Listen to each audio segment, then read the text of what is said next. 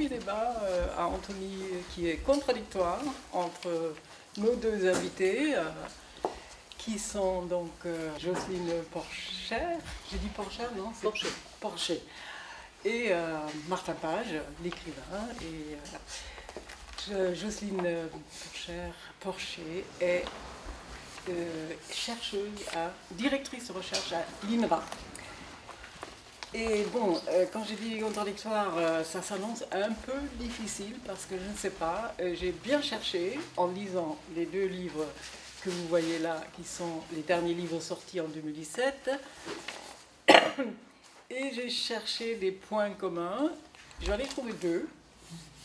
J'en ai trouvé un troisième. Et un troisième qui m'a été suggéré, mais que j'avais trouvé aussi, mais je n'en étais pas vraiment consciente. Donc le premier, c'est que tous les deux ont des parcours vraiment atypiques, chacun dans sa profession bien sûr. Et deuxièmement, et ça c'est pas négligeable du tout, tous les deux aiment les animaux. Et le troisième finalement, je crois que les deux sont contre les lobbies des multinationales et des grandes entreprises qui mêlent le jeu, il faut bien le dire. D'abord, Jocelyne Porcher, oh là là, j'ai qui a écrit en 2017, donc Carnivore encore demain, avec un point d'interrogation tout de même, et avec un sous-titre non négligeable non plus, qui est Quand manger de la viande pose question. Donc elle se pose aussi cette question. Plus tard, je mentionne aussi le deuxième livre qui est exposé là, parce que c'est un petit livre de poche. D'ailleurs, tous ces livres-là, vous les trouvez à la fin de la séance, dans 1h30, et vous pouvez les faire dédicacer, approfondir le sujet, comme on dit. Donc le livre de Martin Page, c'est... alors là, je trouve que la une est formidable. Regardez, c'est le conte de Grimm sur les musiciens de Brême. Jocelyne Porcher, qui est directrice de recherche à l'INRA Montpellier. Pour devenir directrice de recherche, elle est passée par la pratique. Et ça, c'est pas du tout courant dans ce milieu-là, universitaire. Toujours avec cette optique de faire de l'élevage, c'est sa passion, c'est devenu sa passion. Elle a travaillé et faire des recherches là-dessus surtout. Elle a travaillé dans l'industrie porcine et puis dans l'agriculture bio. Et finalement, tout ça, c'était pour gagner de l'argent, mais elle a mené des études en même temps, les études pour avoir un diplôme d'ingénieur agricole. Et une fois en poche, elle a trouvé un travail à la bergerie, la grande bergerie nationale de Rambouillet. Et voilà, là, elle a pu travailler sa thèse qui porte le titre Éleveurs et animaux, réinventer le lien. La thèse a quand même obtenu un prix Monde, le journal Le Monde, recherche universitaire. Et puis voilà, elle a écrit depuis, je ne sais pas combien de livres déjà, et le dernier en date. Donc ça sera le sujet de notre débat de tout à l'heure. Donc Martin Page, également parcours atypique pour un écrivain. Il fait une incursion à l'université pour faire des études un peu en dilettante. Mais dès l'enfance, il a ce projet de devenir écrivain, écrire. Donc il a poursuivi cette idée-là. Et puis à 25 ans quand même, il a la grande chance et la grande joie de sortir son premier roman. Il a aussi ce talent extraordinaire, je trouve, d'écrire pour les jeunes, des albums bande dessinée entre autres, mais pour les jeunes, même les petits-enfants, mais ça il ne le fait plus. Mais je cite juste un titre qui va déjà bien dans ce qu'il est devenu aujourd'hui, c'est-à-dire le zoo des légumes. Ça aussi, hein. C'est génial les titres. Il décrit son parcours pour... D'abord il était écologiste, engagement écologiste, et puis petit à petit végétarien, et pour finir, aujourd'hui, il est végan militant, animaliste même, donc il défend la cause animale comme une politique. Parmi vous, il y en a qui pourraient définir eux-mêmes ce que ça veut dire, vegan? Sinon, je le dis, hein. Oui, allez-y. Un vegan, c'est quelqu'un qui refuse toute exploitation des animaux. Et avec quelles conséquences pratiques? Quelles conséquences pratiques? Se renseigner sur son alimentation pour éviter... voilà, se renseigner sur les questions des protéines, etc. Après, c'est tout l'aspect vestimentaire, voilà. potentiellement... Pas de cuir, pas de laine. Voilà, pas de cuir, pas de laine. Pas de pull en laine. On évite de tester les choses sur les animaux, de prendre des produits qui ne sont pas testés sur les animaux. Alors parfois on n'a pas le choix aussi. Parfois, on n'a pas le choix, la plupart des végans sont soigner, pragmatiques. C'est-à-dire que moi, mon fils par exemple est vacciné. Et donc oui, évidemment, c'est des vaccins qu'il n'y a pas d'alternative. Parfois, voilà, il ne s'agit pas de mettre notre vie en danger, ni la vie de nos enfants en danger, quoi. On est pragmatique, quoi. Mais oui, ça, c'est une bonne définition. C'est aussi un mouvement politique, le véganisme. C'est pas qu'une attitude... parce que parfois, certains réduisent à ça. C'est pas une attitude simplement de consommation et de faire au supermarché, faire des choix de consommateurs. C'est aussi être engagé, porter un discours, manifester, adhérer à des associations. Voilà, c'est porter c'est un mouvement politique, c'est porter une philosophie, une politique, c'est défendre des individus qui sont victimes d'une immense injustice. Les individus, ça c'est le mot-clé pour les animaux. Il emploie le mot individu pour signifier que, comme ces animaux que vous voyez sur la couverture, hein, vous dites individu, parce que la poule, sont des animaux qui, dans la légende de Grimm, ont décidé de partir, de se libérer de leur maître et de vivre leur vie d'animaux et en plus en collectif. Donc, oui, ils sont censés d'avoir chacun son caractère, comme nous, sont des êtres sensibles et intelligents. Oui, alors ça, c'est pas les véganes qui le disent, hein, Ouais. il y a consensus scientifique sur le fait que les animaux sont doués de conscience. Oui, mais vous êtes approprié cette science. On sert des données que nous fournit la science, évidemment. Donc oui, les individus ont une personnalité, mais alors ceux qui ont des chats ou des chiens le savent très bien, en fait. Si vous avez plusieurs chats ou plusieurs chiens dans votre vie, vous voyez très bien qu'ils ont une personnalité propre. Ils sont capables de ressentir la douleur, ils ont un caractère, ils établissent des liens entre eux. Oui, ce sont des individus. Là, pour le coup, je ne pense pas qu'il y ait débat sur cette question. Alors, je vais poser à vous deux la première question, un peu pour vous permettre de clarifier chacun, l'un après l'autre et pas ensemble, vos positions qui sont, d'après moi, diamétralement opposées. Mais bon, à part les trois choses que j'ai mentionnées qui les unissent.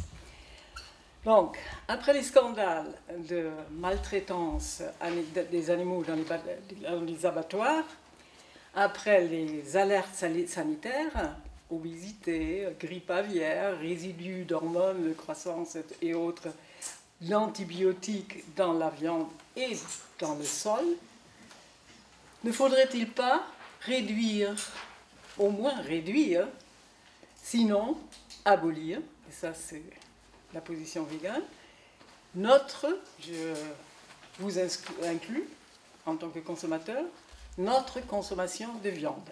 Et d'ailleurs, à ce propos, je ne sais pas si vous avez entendu ou lu hier l'appel de Terra Nova, un mouvement politique, qui appelle à réduire de moitié notre consommation de viande.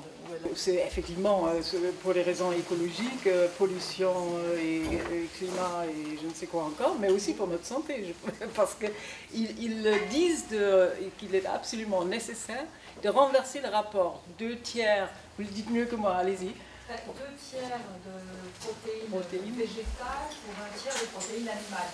Pour l'instant, c'est l'inverse. Ouais, voilà. Donc inverser ce rapport, simplement. 1 tiers donc de viande animale, et nous actuellement, quotidiennement, enfin par an, c'est des chiffres par an, mais peu importe, nous consommons 2 tiers de viande et 1 tiers seulement de protéines. Alors, c'est un mouvement qui est modérément à gauche, on va dire, ou prudemment à gauche. Et donc, eux, ils ont une position que moi je trouve critiquable, parce qu'eux, ils veulent axer un peu le remplacement de la viande sur les nouvelles technologies, la viande de laboratoire et tout ça, ce que je trouve, moi, problématique. Voilà. Je ne serai pas sur la position de Terra Nova sur cette question. Ensuite, ils permettent de diffuser un message auprès d'un public que ne touche pas des associations comme L214 et tout ça. Hein. Donc, ils parlent je pense qu'ils apprennent déjà, beaucoup de gens, que les protéines ne sont pas forcément animales. Je pense qu'il y a toujours beaucoup de gens qui ne savent pas ça. Donc, il y a des informations qui circulent, mais c'est vrai que je ne serais pas proche des positions de Terra Nova. D'accord, c'est donc votre réponse à cette question? La question était, est-ce qu'il faut réduire ou abolir Est-ce que vous voulez répondre en premier? Oui, je pense que effectivement, puisque... si je peux dire quelque chose, je veux bien. Oui, allez-y, Jocelyne. Déjà, je vais juste reprendre, avant de répondre à votre question, sur ce que vous avez dit, que les animaux sont des individus. C'est aussi mon idée depuis fort longtemps, que justement en élevage, quand on fait de l'élevage, quand on est éleveur comme j'ai été, on a affaire à des individus. Donc ils ont des noms, ils ont des caractères, des personnalités. On sait très bien que chaque animal est un individu. Enfin, c'est pas une découverte du mouvement abolitionniste que les animaux sont des individus. Justement, là, il y a un dossier là, qui porte sur le travail animal, là, dans la revue Écologie et Politique, c'est le dernier numéro de la revue. Et donc c'est une recherche que je fais avec des collègues sur la place des animaux dans le travail. Et donc on montre justement combien les animaux sont investis dans le travail en tant qu'individus, en tant que personne particulière qui s'investit dans le travail, qui invente, qui a des relations avec ses congénères, avec son éleveur. Alors bon, on a travaillé avec des chiens d'aveugles, des chiens policiers, des chiens militaires, etc., des vaches, des chevaux, tout ça pour montrer que voilà, les animaux sont intelligents, ont des compétences, et donc voilà, les animaux sont des individus. Pour tous ceux qui travaillent avec les animaux sont des individus. Ils ont des noms, voilà. Après, sur votre question, je pense qu'effectivement, il y a un gros problème avec les systèmes industriels, que moi j'appelle les productions animales en opposition à l'élevage. Ce n'est pas du tout la même histoire, ce n'est pas du tout les mêmes rationalités du travail. L'élevage, c'est 10 000 ans d'histoire avec les animaux. C'est des rationalités du travail où la première des rationalités, c'est de vivre avec des animaux. Les gens qui sont éleveurs, ils font ce métier parce qu'ils aiment les animaux, ils aiment la compagnie des animaux. Et donc c'est pour ça qu'ils font ce métier. Alors quand je parle d'élevage, je ne parle pas des producteurs, je ne parle pas des systèmes industriels. Ceux-là d'ailleurs je les appelle les producteurs. C'est eux qui font cette grande masse de produits qui se retrouvent dans les linéaires. Voilà, donc, et ça effectivement, et j'écris dessus depuis 15-20 ans, puisque j'ai moi-même, comme vous l'avez dit, travaillé dans les porchers industriels. J'ai montré que dans ces systèmes, non seulement les animaux souffraient, mais les humains aussi, parce que les humains sont amenés à faire des choses que leur éthique réprouve.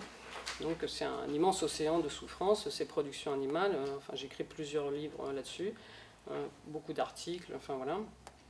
Et donc, de mon point de vue, la première des choses à faire, et puis effectivement, tout ce système a un impact très fort sur la planète, hein, parce que il y a la consommation d'énergie, d'eau, etc. C'est mauvais à tout point de vue. Enfin, j'ai écrit déjà depuis fort longtemps des papiers pour dire que cet élevage était une calamité, une indignité.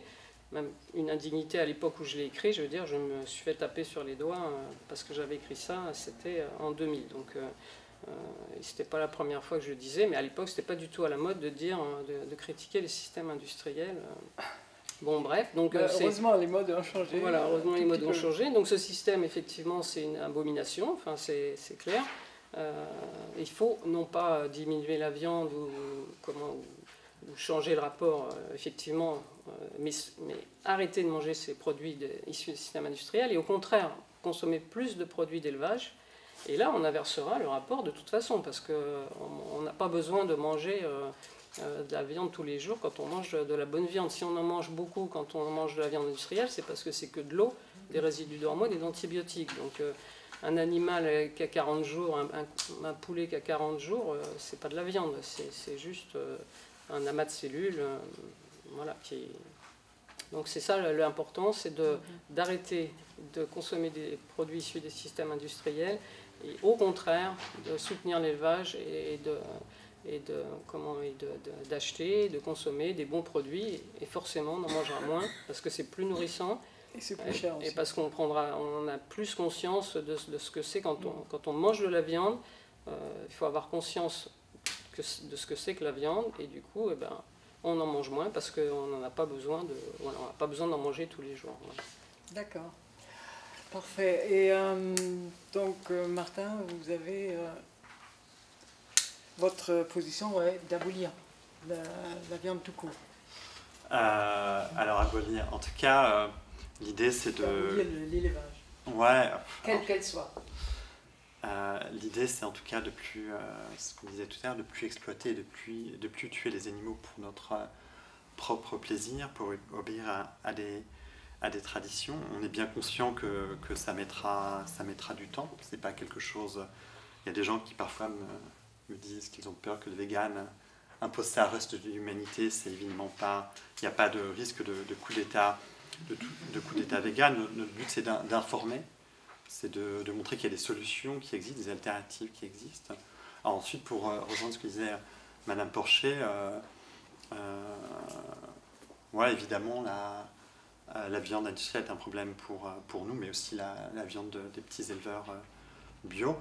Et pour le coup, la fausse viande fabriquée par des laboratoires de biotechnologie n'est pas non plus une solution, je pense, pour la plupart des véganes et des animalistes, parce qu'en fait les solutions sont déjà là. C'est-à-dire que je suis végane depuis quelques années. Il suffit de les publier alors. Non, mais c'est-à-dire qu'il y a des gens qui sont véganes depuis des décennies. Une petite minorité. Bien sûr, c'est-à-dire qu'il est possible d'être végane, de se passer de viande, de poisson et de produits animaux et d'être en bonne santé. En fait, les solutions sont là. On n'a pas besoin de plein de petites entreprises capitalistes qui vont créer de la viande dans des tubes à essai. C'est-à-dire qu'on peut manger de façon gourmande et équilibrée aujourd'hui, maintenant. Voilà. Est-ce que ça, pour vous, Jocelyne, est-ce que c'est un point commun, c'est-à-dire vous êtes aussi contre la viande de synthèse, plus ou moins? C'est-à-dire que c'est le mouvement vegan qui en ce moment soutient fortement le développement de la viande in vitro. Je pense que c'est pour ça que Martin Page en parle.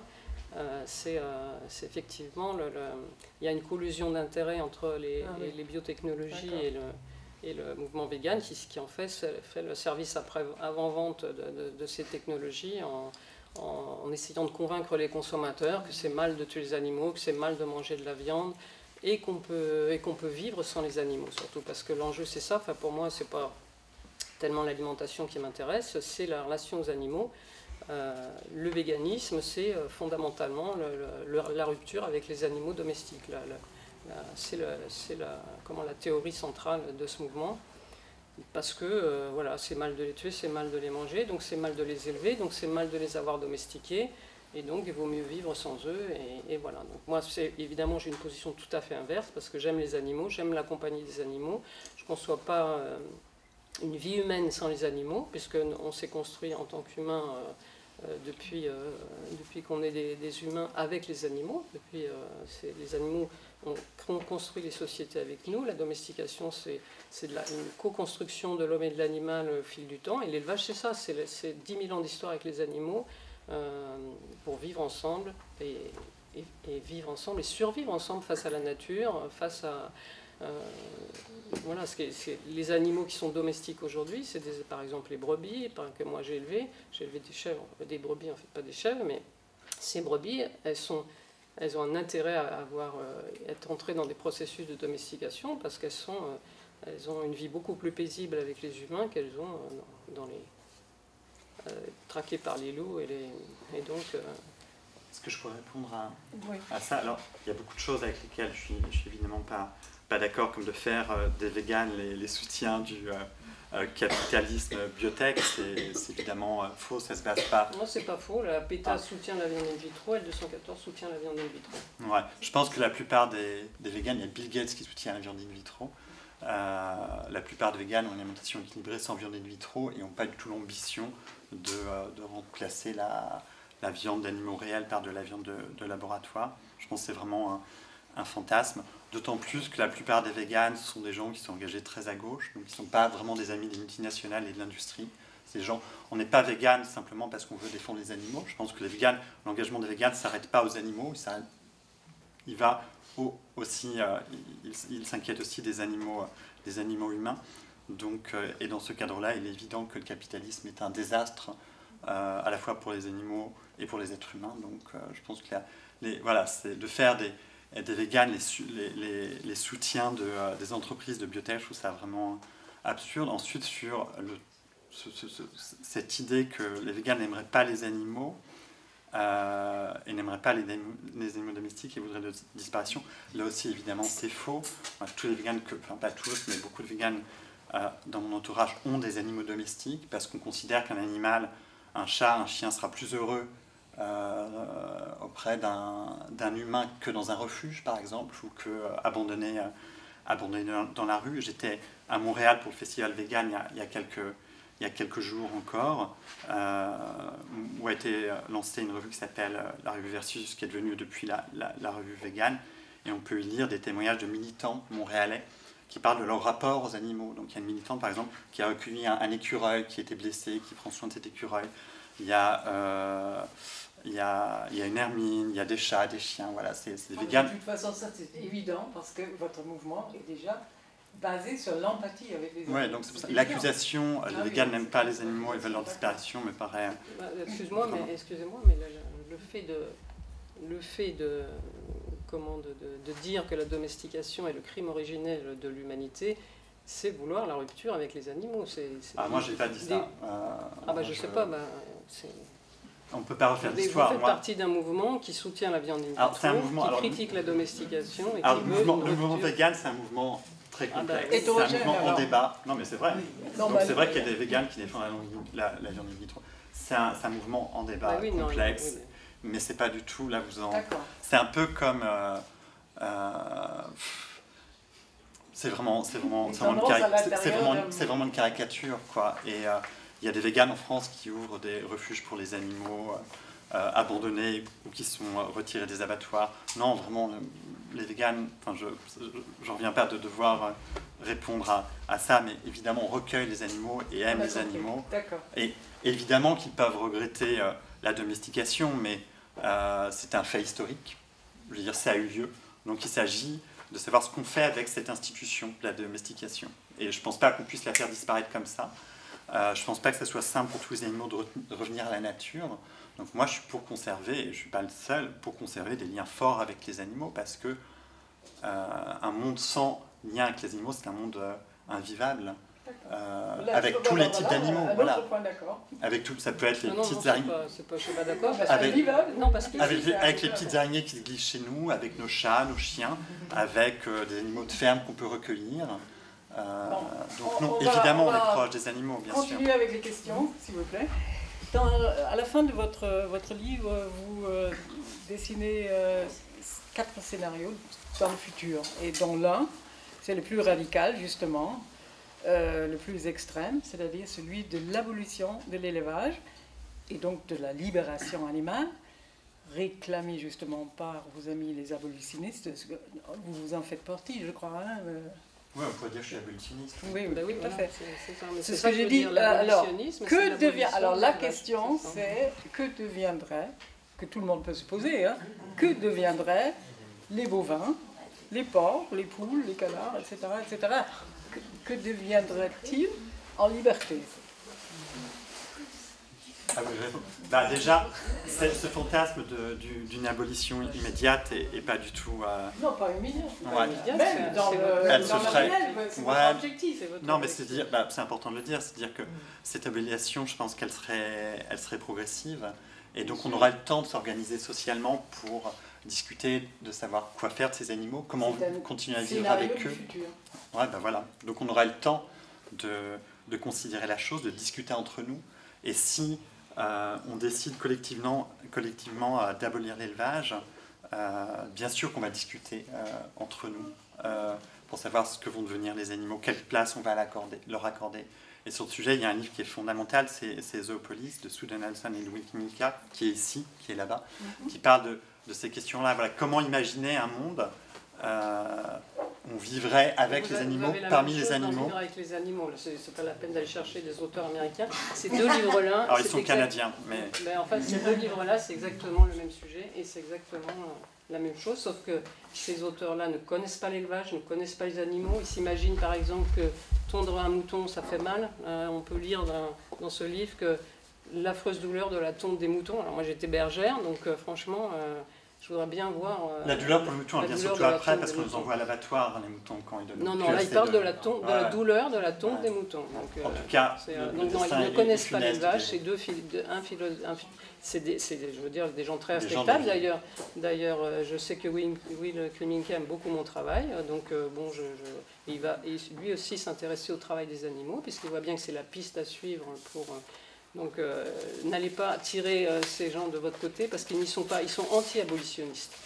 Donc en tout cas, oui, non, mais n'allez pas tirer vers vos théories des auteurs qui sont opposés à vos théories. Alors, je ne pense pas du tout qu'ils soient opposés à mes théories, à ce que je dis. Ils sont anti-abolitionnistes. Bon, c'est un vérifié. Ça serait à discuter. Non, mais c'est écrit au tout début. J'ai vu Will Milka il y a 10 jours au Festival de Vegan à Montréal. Et son discours allait totalement dans le sens d'une vie possible avec les animaux, sans avoir besoin de les tuer, sans avoir besoin de les... Ils ne connaissent pas les animaux, ils ne connaissent pas la domestication, ils ne savent pas que pour vivre avec des animaux, on vit avec des populations.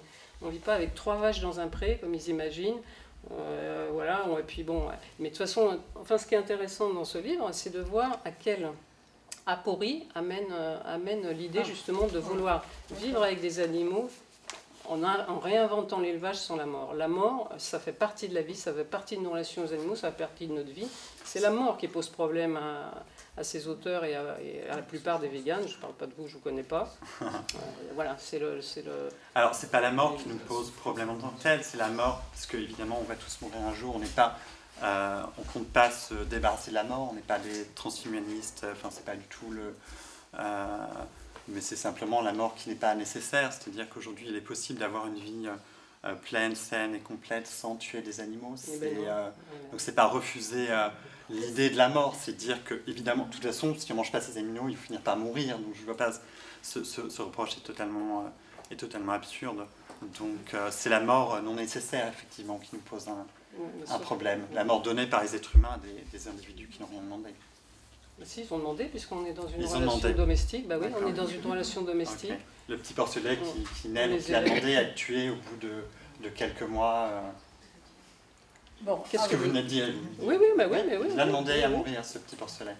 C'est pas qu'il va demander à mourir, pas plus que nous, on va demander à mourir, mais lui, il sait comme nous que la mort, c'est le bout de sa vie. Et ben ouais, le point de vue de vegan, c'est dire accordons la même liberté aux animaux comme ce petit porcelet et aux êtres humains. C'est-à-dire de être égorgé en pleine jeunesse.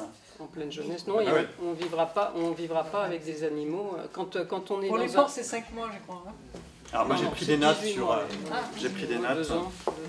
Les cochons, c'est 1 an, en bio. 18 mois. Bon, 18 mois. Alors qu'ils peuvent vivre 15 ans. Les animaux... Non, mais ils ne vivraient pas 15 ans. C'est ça que vous ne voyez pas. C'est qu'ils ne vivraient pas 15 ans. Dans la nature, ils ne vivent pas 15 ans. En tout cas, ils vivraient plus de 18 mois. Ils vivraient plus. Ils vivraient plus de 18 mois. Non, ils ne vivraient plus du tout, puisque vous voulez les faire disparaître. Votre solution, c'est de ne pas faire naître les animaux. Mais je connais malheureusement trop bien vos théories. Nos théories, d'accord. Oui, parce que vous faites partie d'un mouvement. Vous l'avez dit, vous êtes abolitionniste. Eh bien oui, quand on fait partie d'un mouvement, on doit assumer... pas la disparition des... Alors, si, la solution que vous envisagez pour justement éviter toute souffrance aux animaux et la mort des animaux, c'est de ne pas les faire naître.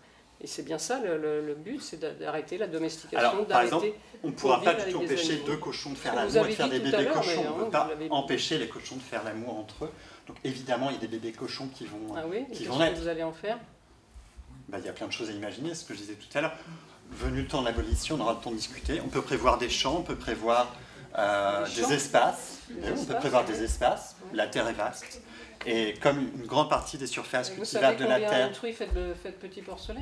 J'ai pas dit qu'il n'y aurait pas de contrôle des naissances. Comme il y a un contrôle des naissances... de l'élevage. Comme il y a un contrôle de naissance des chats et des chiens. Est-ce qu'on mange des chiens et des chats aujourd'hui? Non. Pas en France en tout cas. Ça n'empêche pas. Il y a un contrôle des naissances des chats et des chiens. On peut imaginer un contrôle des naissances des cochons, des vaches, de tous les animaux anciennement d'élevage. Tout est possible, c'est vraiment une question d'imagination politique. C'est ça que vous appelez la libération des animaux. Et oui, moi je pense qu'une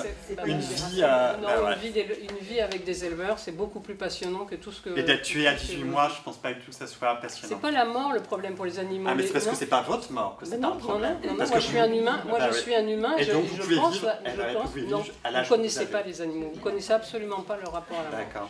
Non. Bon, je craignais ça. Je pense pas que tuer quelqu'un... Je viens à la troisième question. Dans un scénario, le deuxième du futur que vous dessinez, la réduction donc, de cette, disons de la moitié de notre consommation de viande, exactement ce que Terra Nova propose, serait-ce possible, dans ce scénario-là, serait-ce possible de revenir à l'élevage traditionnel, à la ferme, avec pâturage, abattoir à proximité, comme vous le proposez, et comme c'est d'ailleurs réalisé en Suisse. Et ben voilà, est-ce que c'est possible pour vous et pour vous? Enfin, pour moi, c'est possible, c'est souhaitable, c'est ce pourquoi je me bats, c'est-à-dire de faire disparaître les systèmes industriels et de refaire de l'élevage avec des éleveurs. Là, actuellement, il y en a très peu. Réinstaller des éleveurs partout, par exemple en France, qui est un pays d'élevage, historiquement un pays d'élevage, qui est vraiment un pays formidable pour élever des animaux, parce qu'il y a une géographie très diversifiée et des gens... je pense qu'on a une culture de l'animal en France. Il y a, je sais pas, un ménage sur deux qui a des chiens, des chats. Et pour moi, je ne fais pas la différence, je le dis, entre les chiens et les vaches, parce que les éleveurs, c'est des animaux domestiques tous les deux, c'est des animaux d'élevage tous les deux. Bon, il y a un éleveur de vaches, par exemple, il a un troupeau, il y a un taureau, les vaches ont une vie tout à fait conforme à leur monde et à leur rapport à la nature, alors qu'un chien, bon, il n'y en a qu'un, il ne fait pas de petits parce qu'il est contrôlé dans ses mouvements et dans ses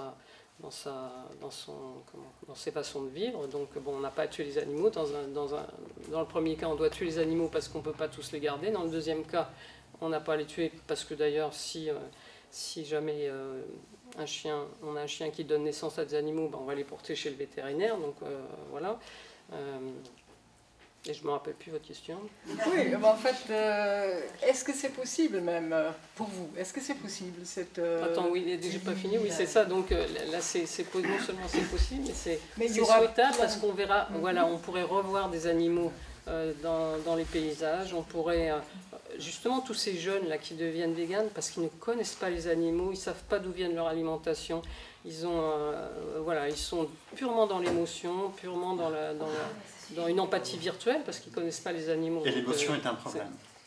Non, l'émotion, non, quand on est éleveur, on est vraiment, justement, c'est l'émotion vraie, l'émotion dans la relation, comme moi quand j'étais éleveur, que mes brebis m'étaient bas, que je soignais le petit agneau, que je les emmenais pâturer, que mon chien, courait devant, là, parce que c'est ça l'élevage, c'est une relation. Moi j'avais une petite ferme, j'avais des brebis, j'avais des chiens, j'avais des oies, des volailles, et tous ces animaux qui vivent ensemble, des chats. Voilà, quand j'allais faire la traite, j'avais le chat qui venait près de moi boire du lait, j'avais le chien qui m'attendait pour aller mettre les brebis au parc, il y avait les brebis quand j'arrivais qui m'attendaient, voilà, et qui se levaient, ce qu'on raconte comme on vit dans un rapport de travail, voilà, qui savait que ça allait être la traite et qui, voilà, elle s'est brouée, allez, on y va, ok, voilà. Et puis hop, après on sort, voilà, tout ça c'est des émotions. D'ailleurs j'étais éleveuse il y a longtemps, j'ai toujours l'odeur et le soin, l'odeur du soin des brebis dans le nez quand j'en parle. Là, je sens l'odeur du soin des brebis. L'élevage, c'est un lieu d'émotion, justement. C'est pour ça que moi je pense que ça devrait être enseigné à l'école, l'élevage, ce rapport à l'animal qui est fait de sensualité, c'est quelque chose de... Moi, personnellement, ça a changé ma vie, puisque je suis néo-rurale. Quand j'ai fait de l'élevage, justement, j'ai compris qu'est-ce que c'était que vivre et mourir, j'ai compris qu'est-ce que c'était que manger. J'ai compris que c'était que manger des animaux, pourquoi on les élevait, pourquoi on les mangeait. Et c'est un métier que je trouve incomparable. Enfin, j'adore mon métier actuellement, mais ce métier d'éleveur, c'est vraiment... Est-ce que c'est enseigné dans les études agricoles? Non, c'est pas enseigné. Il n'y a aucune formation à l'élevage. Il y a des formations en production animale. L'enseignement agricole forme à produire des animaux. Il n'enseigne pas à les élever. Moi, je vois beaucoup d'étudiants qui lisent ce livre, Vivre avec les animaux, qui viennent me dire... c'est super, je voudrais qu'est-ce que je dois faire comme étude? Je dis, il n'y en a pas. Si vous voulez devenir éleveur, allez travailler avec des éleveurs et apprenez sur le tas, et après passez un diplôme pour vous installer, et voilà, c'est un métier, et donc c'est possible. Il y a moi je reçois beaucoup de jeunes qui veulent faire ce métier, donc il y a une demande des jeunes pour faire ce métier. Il y a une demande des éleveurs pour le partager, il y a une demande des consommateurs pour manger des produits de vache et revoir des animaux dans les prés, comme on le voit d'ailleurs quand c'est le salon de l'agriculture, tous ces gens qui viennent voir des animaux, alors qu'il y a écrit ne pas toucher les animaux, ceux qui touchent les animaux, c'est les parents. Ça, je l'ai observé une fois, donc il y a un désir de corporité avec l'animal, parce que l'animal, c'est nous, on a une part animale en nous, et s'en débarrasser... Pour moi, c'est complètement horrible. Même des animaux, hein, mais ouais. Non, non. Si. Oui, Nous sommes des animaux. Oui, la part de l'autre animal. Oui, on est des animaux, bah, ça c'est sûr, c'est pour ça qu'on vit, qu'on meurt d'ailleurs. Et c'est en élevage, moi j'ai compris que j'étais un animal. Parce qu'on voit que justement le même sang coule dans nos veines, on a la même façon de respirer, on est vraiment des animaux, mais ça c'est en élevage qu'on l'apprend. Voilà, c'est quand on fait naître un animal. Après avoir vu la naissance d'enfants, par exemple, ce qui a été mon cas. Donc voilà, c'est une relation qui est, justement, c'est ça qui est tragique actuellement, quand je vous entends, que vous ne connaissez pas tout ça, vous parlez de choses que vous ne connaissez pas. Non, vous ne connaissez pas, vous ne savez pas ce que c'est, donc vous vous autorisez à vouloir détruire un métier, à vouloir détruire une relation que vous ne connaissez pas, pour nous proposer des choses. En plus, vivre sans les animaux, d'élevage, vivre sans les animaux tout court, je veux dire, l'humanité n'a jamais fait ça. Alors c'est pas parce que ça n'a pas existé que ça ne doit pas exister, seulement on ne connaît pas les animaux assez. Ce qu'on montre dans cet ouvrage sur le travail animal, c'est qu'on est la seule équipe au monde à travailler sur comment les animaux travaillent, est-ce qu'ils travaillent déjà, comment ils travaillent. Est-ce qu'ils ont le choix de travailler? Oui, travailler, mais ça veut dire... Ils ont le choix de travailler. Oui, travailler, qu'est-ce que ça veut dire, travailler? Oui, est-ce qu'ils ont le choix de vivre une vie d'adulte pleinement? Oui, ils ont le choix, vraiment? Oui. À 18 mois, on tue un cochon, est-ce qu'il a le choix? Mais vous n'allez pas vous arrêter avec ce cochon de 18 mois. Là, ou un autre animal, si vous voulez. Mais... Bah si, c'est important. Ah, mais parce que c'est pas un cochon, c'est des millions de cochons. Mais ensuite, il y a un truc... En élevage, on ne tue pas des millions de cochons. En élevage, on ne tue pas des millions de cochons. Alors, on pourrait parler des poussins, évidemment. On pourrait parler des poussins mâles qui sont broyés à la naissance. Ça, c'est aucune utilité. C'est des systèmes industriels, on est d'accord. Pas simplement. Chez les paysans bio, les poules... Non, les paysans bio, non. Qu'est-ce qu'il fait de tous ces poussins mâles, le paysan bio? Qu'est-ce qu'il fait de tous ces... Non, mais attendez, il les mange, voilà. Il mange ses poussins mâles? Il élève ses poussins mâles et il les mange, oui. Il mange du poulet. Moi, j'ai mangé du poulet, oui, j'ai élevé des poulets, je les mangeais. Je les donnais à manger. Ouais. Alors, les poulets, ils sont tués à quel âge? Alors, moi, j'ai noté. Les poulets sont tués à 3 mois. Ah non, pas dans ma ferme. Non, ils étaient pas tués à quel âge ils sont tués? À 8 mois. À 8 mois, bon, c'est pas beaucoup plus. Et c'est un peu ça. C'est pas comme une vie d'animal, elle n'est pas à la mesure de votre... Pourquoi pas? Non. Et pourquoi est-ce qu'on ne leur permettra pas de vivre une vie telle que la nôtre? Pourquoi est-ce qu'ils n'ont pas le droit de vivre aussi longtemps que nous avons le droit de vivre? Ils ne la vivraient pas. Où c'est qu'ils seraient là? Où c'est qu'ils seraient vos animaux? On peut peut-être leur donner le choix en tout cas. Non, mais où c'est qu'ils seraient vos animaux? De quels animaux vous parlez? On leur donnerait le choix. Vous voulez les... Alors il y a beaucoup d'animaux qui vivent dans la nature sans notre aide, sans notre soutien. Ah ben oui, ils ne sont pas domestiques. Ceux-là, ils ont choisi... Il y a peut-être des choses à organiser, il y a peut-être des champs à prévoir. On peut penser une nouvelle organisation pour ces animaux anciennement domestiques. Tout est possible. Non, tout n'est pas possible. Non, tout n'est pas possible. Les animaux se reproduisent. C'est ça que vous ne voyez pas. Et il n'y a pas de contrôle de naissance possible? Ah bah voilà, mais si vous voulez contrôler les naissances, vous croyez qu'ils ont envie... Mais vous croyez que les animaux, ils ont envie que vous contrôliez leur naissance? Alors que justement, je pense que les animaux préfèrent qu'on contrôle leur naissance plutôt qu'on les tue en prime jeunesse. Je pense que là, il n'y a pas photo. Ensuite, attendez. Ensuite, il y a un procédé rhétorique que vous utilisez souvent, que je trouve très déplaisant. C'est vous n'aimez pas les animaux, vous n'y connaissez rien, Et je trouve ça. Ouais, non, mais moi aussi, je vais jouer à ce jeu-là. jamais rencontré. Non, mais alors vous, justement, vous ne me connaissez pas. Alors ne vous permettez pas de dire, vous n'aimez pas les animaux, vous n'y connaissez rien. Quand je dis vous, c'est les abolitionnistes, c'est le mouvement abolitionniste. Vous faites partie d'un mouvement, vous devez l'assumer. Vous faites partie d'un mouvement. Alors, penser que les abolitionnistes, que les véganes ne connaissent pas les animaux, ils ne sont pas en contact direct avec les animaux, c'est vraiment une vue de l'esprit. Il y a quand même un argument de choc contre le fait de laisser en liberté tous les animaux. C'est la faim dans le monde, et là vous êtes contre aussi. Hein. Je veux dire, il y a quand même actuellement 1 milliard de gens qui sont réduits à la faim. Et c'est une tendance montante. Hein. On attend, je ne sais pas combien de milliards. Pardon ? Pardon. Et quel rapport Quel rapport ? Ben, comment voulez-vous les nourrir ? D'accord. Moi ? Bah oui, là la question s'adresse à vous. Pour le coup, je ne pense pas que ça soit une question d'omnivorisme ou de véganisme. C'est une question d'organisation, c'est une question de politique économique. C'est une mais question... seulement tous les pays aspirent quand même à la consommation de viande. Regardez bien sûr, la Chine, évidemment. Parce qu'on imite toujours les riches, bien sûr. Non, mais c'est l'histoire de la consommation de viande dans la société française. Parce que les pauvres veulent imiter les riches. Parce qu'on veut manger comme les seigneurs. C'est pourquoi le débat c'est après. Dans 5 minutes. Excusez-moi, c'est juste pour pas fausser le débat en fait. Il faut, pour une production de protéines animales, il faut 6 à 7 protéines végétales. Donc vous voyez bien que le rapport pour produire de la viande, il faut ingérer un certain nombre de végétaux par les animaux.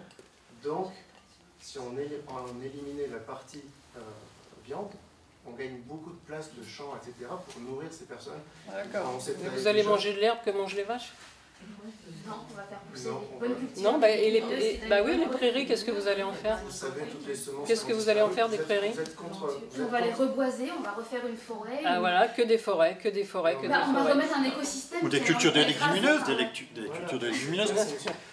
L'industrie agroalimentaire a limité fortement le nombre de semences. On redécouvre les semences. On peut remettre des semences dans des espèces qui ne pouvaient plus pousser parce qu'on utilise toujours le même type de semences.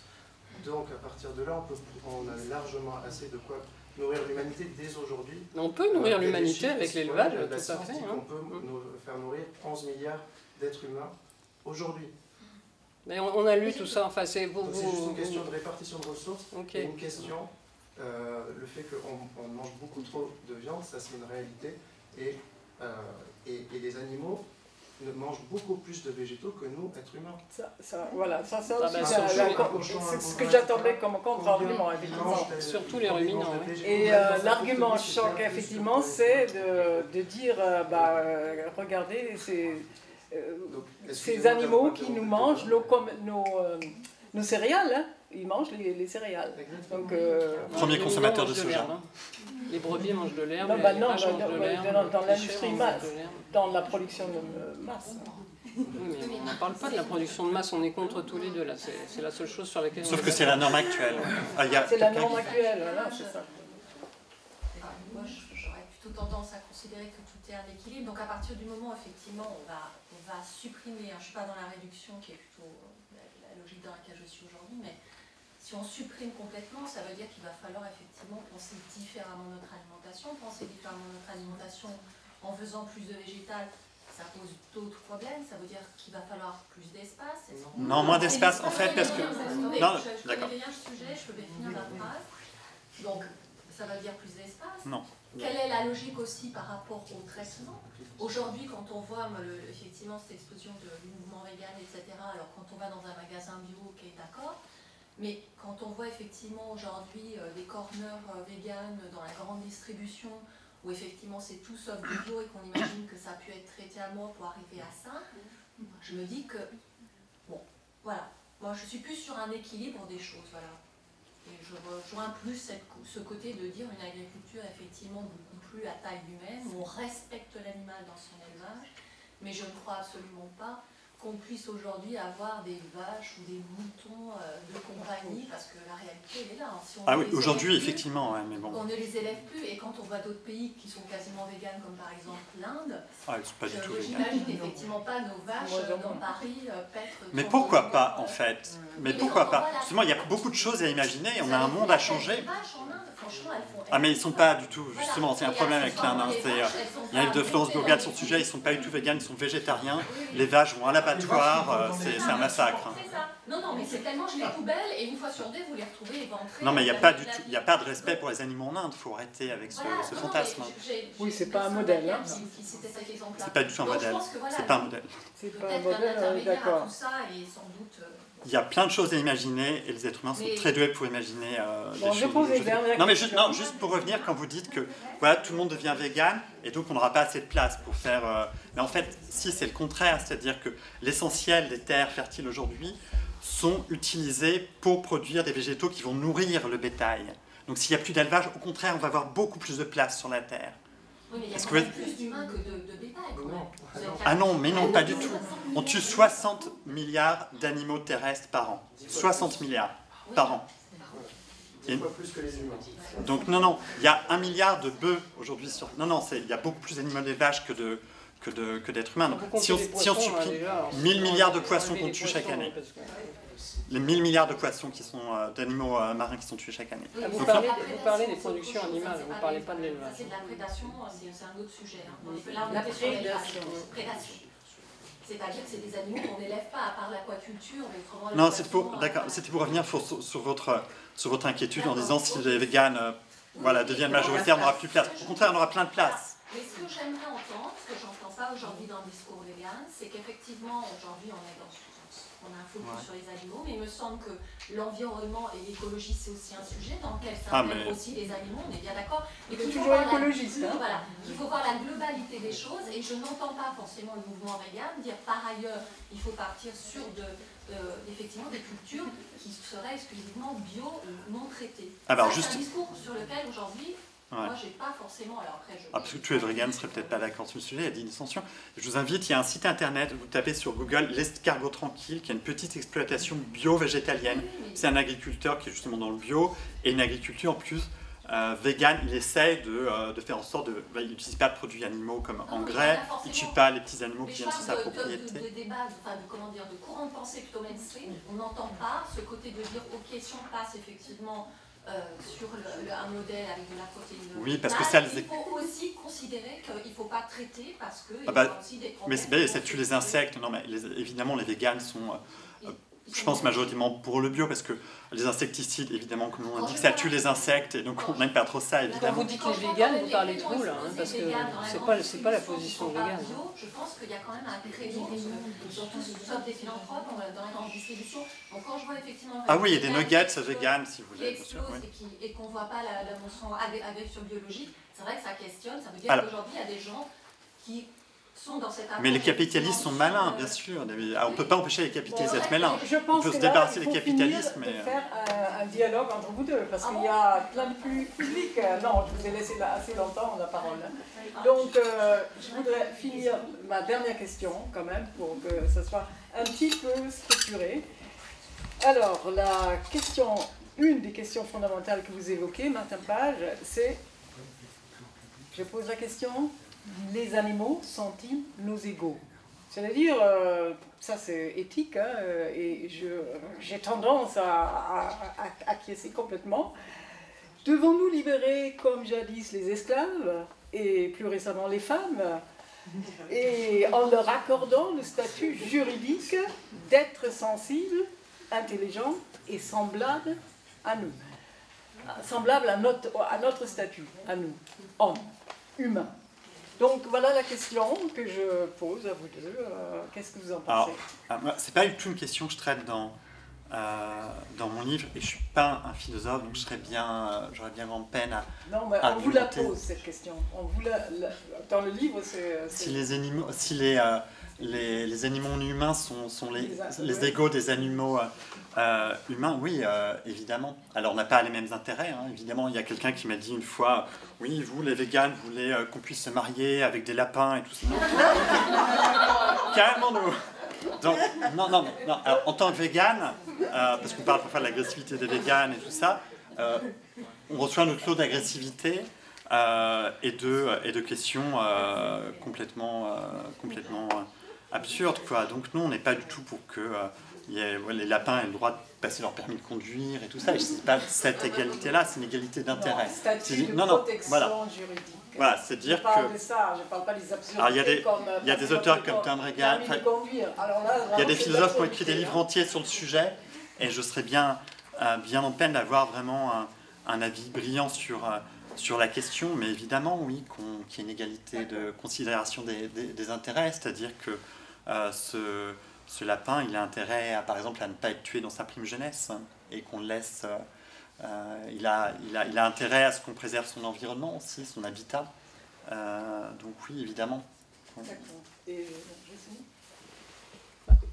tout ce que je viens de dire, tout le travail que je fais, c'est pour montrer justement les compétences des animaux, l'intelligence de la relation que la domestication a construit pour qu'on puisse travailler ensemble, pour qu'on puisse vivre ensemble. Donc, ils ont leur monde, c'est ça qu'il faut voir, c'est qu'ils ont... Enfin, la question de l'égalité, elle a du sens pour ce qui concerne les femmes et les hommes, les noirs et les blancs, ça c'est sûr, on est des humains, on doit être égaux. Maintenant, si je regarde un cochon et moi du point de vue des étoiles, oui, on est égaux. On vit sur la Terre, les deux petites bestioles sur la Terre, tous les deux. Mais dans notre vie en commun, dans ce qu'on a construit ensemble, on est dans l'interface entre le monde animal et le monde humain.